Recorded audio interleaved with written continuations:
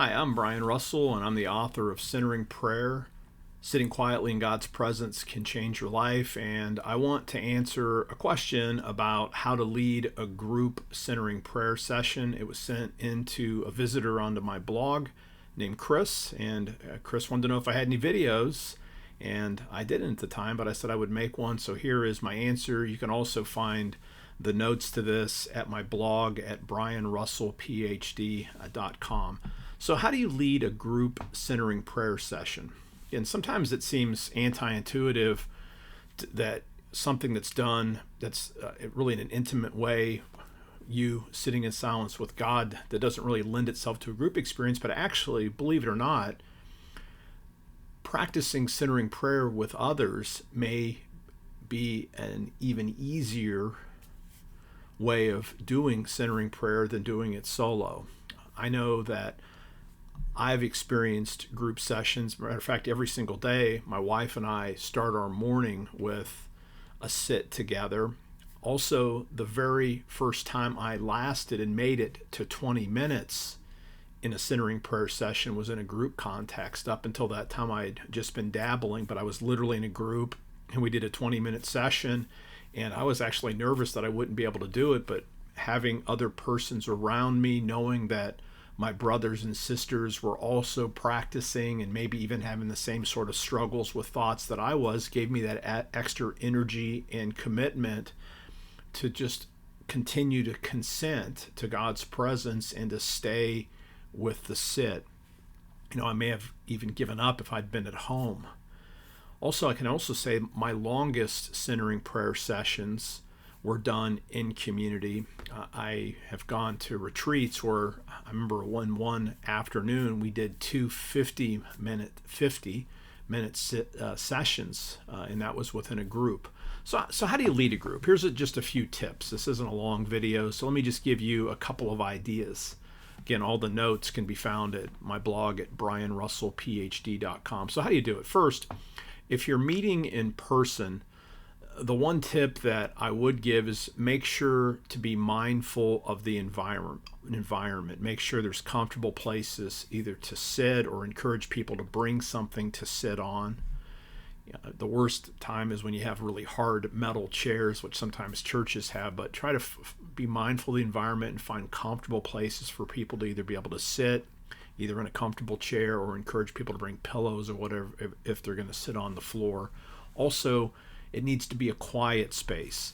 So it's important to do some recon in advance. I have led group sessions at different places only to realize after we go into silence that there's actually distracting noises that I wasn't aware of until it was quiet, because I had just been walking around looking for a space instead of actually just sitting in a space to make sure there's enough quiet.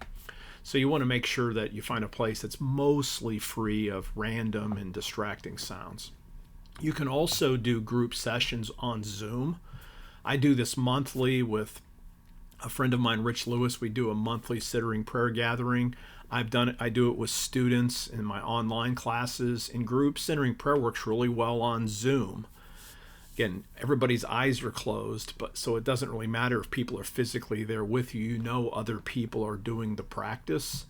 And the one tip there, if you do it on Zoom, make sure everyone's muted, and you can, encourage people for their preference to either turn their video on or off. It really doesn't matter because everybody has their eyes closed, but some people like their privacy.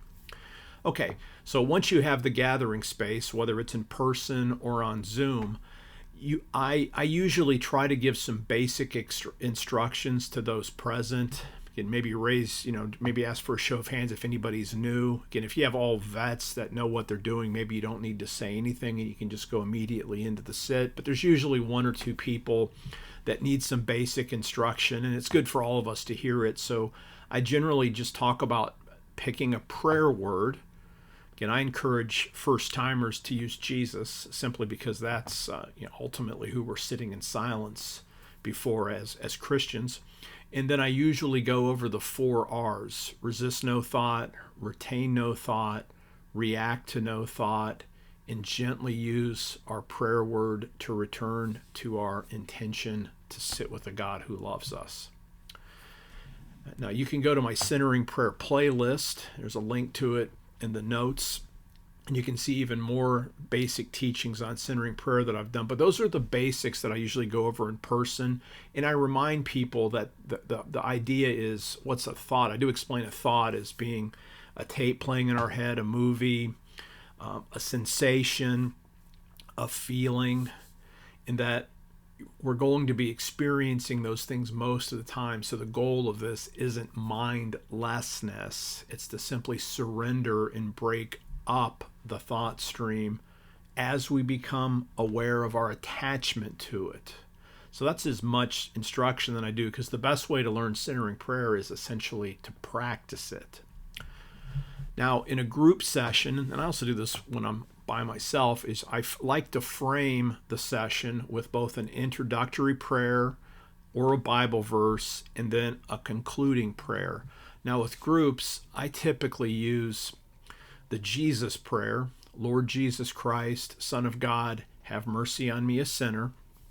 Sometimes if I'm doing multiple sessions in a day with a group, I'll also bring in a prayer that I learned from Macrina Wiederkehr, which is, God, help me believe the truth about myself, no matter how wonderful it is.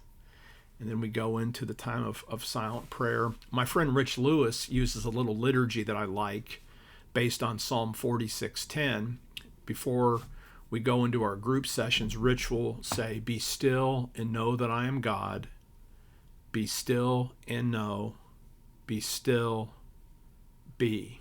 Again, all of these framing things are just to bring us into that time of quiet. Then I use a chime or some soft sound to signal the movement into silence. I have a little chime. I thought I had it laying here, but I think it's in my bag from a retreat that I did. There's a link to the chime that I actually use. You can also find nice soft sounds on various apps on a cell phone if you do a little searching.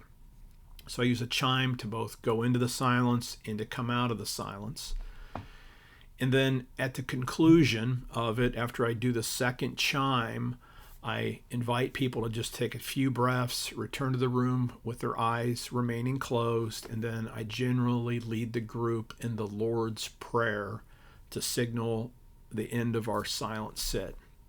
Now, after the sit, I think it's fun and interesting just to allow the group an opportunity to ask questions, maybe give a testimony, though I do want to give a word of caution. The goal after the session isn't to essentially psychoanalyze the session or try to evaluate it. It's critical to remind practitioners that there's no good or bad sessions. The entire goal of centering prayer is to sit in silence with a God who loves us and to consent to God's eternal presence through our surrender. And if you've done that, even if you've had to surrender multiple times, you've done it right. If you'd like to learn a little bit more or receive my monthly centering prayer update that includes invitations to my virtual centering prayer gatherings, you can sign up for those at centeringprayerbook.com. Again, all the links and information to the things I've talked about are down in the notes wherever you're watching this video. If you have other questions, again, send them in to me. I love to help people to deepen their experience of centering prayer, and it's been an absolute privilege to share this information with you. Until next time, live by faith, be known by love, and be a voice of hope to others.